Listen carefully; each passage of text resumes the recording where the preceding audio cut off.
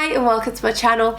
In this video today I'm going to be talking about the 5 steps that you need to be considering if you are planning to begin a home remodel. When you finally made that decision and want to get the ball rolling on starting a home remodel, it can be so daunting. But I'm going to go through the 5 things that we did before we even started work on our build. So I'm not going to waste any more time, I'm just going to jump right in. Step 1 is to write down a wish list. What is it that you want to be adding to your house? What is it that you want to be changing about your current house? What is it that you want to do to make that house work for you? Now for me, I knew that I wanted a playroom for my little boy who's 2. I wanted a bigger kitchen, bifold doors because I'm obsessed. I wanted to have a downstairs WC or loo because it's so much more convenient having an extra loo, particularly if we've got guests around. I also wanted a big bedroom with an ensuite and a little walk-in closet. So that was definitely my wish list. That was the absolute pinnacle of everything that I wanted this house to do for us. We are extending our house and expanding it from a 3-bedroom house to a 4-bedroom house. So they were all of the things that we really wanted to do.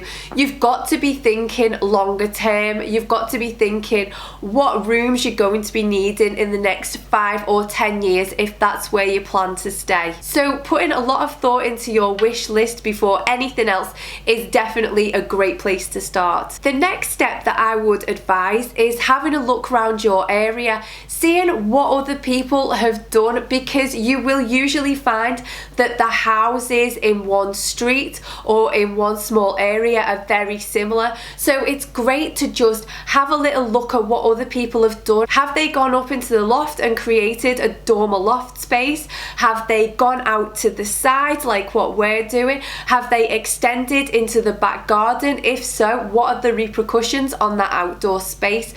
What have they done with the layout on the inside? If you're a bit too shy to ask people if you can go into the house, and to be honest, I can very much understand that. One good thing to do is to look at the houses that are currently on the market on websites like Zoopla or Rightmove. There are obviously tons of other house selling websites as well, and there'll always be pictures of what that house looks like on the inside, and usually there will be a floor plan. There'll also be a little bit in the description about how the house is being modernized. So it's definitely worth having a little look at what other people have done or are currently doing. Even speak to people who are currently remodeling. I know quite a few people will walk past our house, and if I'm coming out of the front door, a lot of people will ask me a question or comment on how the house is coming. So it's quite nice. I'm sure that people won't mind you asking a couple of little questions just to get a bit more of an idea about what you can do. You can't always think of everything, so I like to look around me for inspiration. Step 3 is not vital, but it's something that I did and I would definitely recommend, and that is to employ an architect to draw up your plans. Now, I do know people who have created their own plans themselves, but I just wasn't about to do that. There's a lot of technicalities within architecture, obviously, because that's why people go to uni for 7 years or however long to study it. They learn all about the planning in different areas. They learn all about like angles and what works and what doesn't work. So I wasn't about to just start drawing up plans without knowing anything about it. So we did end up having an architect draw up our plans and paying for it. I think all in all we paid about £600 for the completed set of plans, and we did go back and forwards with him. So I think that it was definitely worthwhile, and obviously there is a risk that if you draw up your own plans, builders might not be able to interpret them as easily. So again, it's not vital, but it's something that I'd recommend. If you are doing a big renovation and you are doing significant building work, then the likelihood is that once you've agreed your architect's plans, you will then need to go ahead and get a structural engineer's report.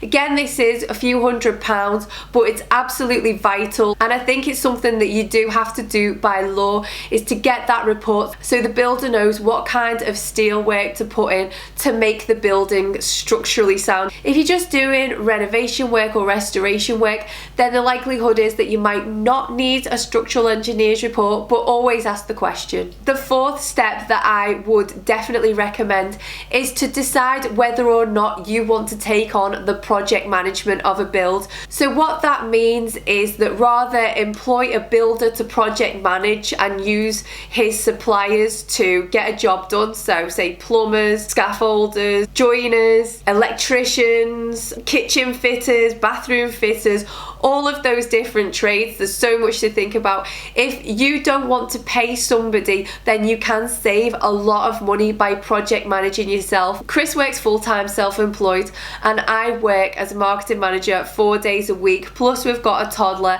and we're organising a wedding. So we decided not to project manage the build ourselves and to let our builder project manage it for us.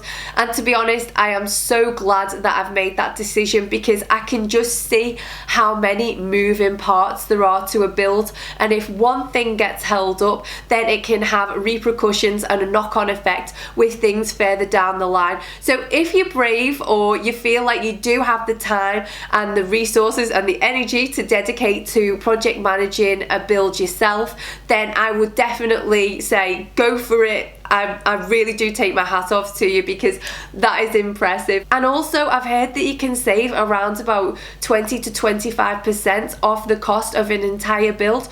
So financially it's definitely worth doing, but it's whether you have the time to do that. The fifth step for planning a home remodel is to get as many quotes as possible off as many builders as possible. We approached so many builders, I can't remember the number off the top of my head, but it must have been creeping up towards 10, and some of them just took our plans and came round and we chatted to them and they just didn't respond to us, which was really frustrating. And others we went back and forwards a few times, lots of questions, visits, and then it came about that they didn't have the resource to start our build for another 6 to 8 months, so we decided not to go with them. Then we finally found our builder and we just got a really good feel for him and other things that he'd done. Don't be afraid to ask people in your area if they've had a home remodel done that you really like the look of. By all means, just go over, knock on the door and ask for details of their builder and ask them if they are happy with what's happened. Obviously be very complimentary about their house, because I always think that that goes down well. But that is exactly what we did. There's a house about 5 minutes walk from where we live that we really loved the look of. It was to a spec that's very similar to what we had in our minds, and Chris just ended up knocking on the door and asking the guy for the details of the builder. He said, "We love how this looks. This is pretty much how we would like ours to look. Can we have the details?" So he was really nice and ended up giving Chris the details, and then we got invited round to go and have a look at the house so we could see what the house was like, both from the inside and the outside. It was really helpful, and we also took the opportunity to ask if they were happy with the builder, and it turns out that they were. So that's the builder that we ended up going for. But don't be afraid to go off recommendations and just get as many quotes as possible, because honestly we got some quotes and they were so crazy expensive. You could literally have built an entire brand new house from scratch with some of the quotes that we got at first. It actually got to a point where I was a little bit worried that we'd woefully under budgeted for the work that we wanted done, but after speaking to even more builders and getting more quotes, then we got something that was more in line with the budget that we wanted to spend. So they are my top 5 recommendations, things to consider before you even start a build. If you've got any more questions about what I've been discussing in this video, then I would love it if you leave them in the comments down below and I will be happy to get back to you. Thank you so much for watching this video. If you've liked it, then please do give it a thumbs up and subscribe if you're new to my channel, and I'll see you in my next one. Bye!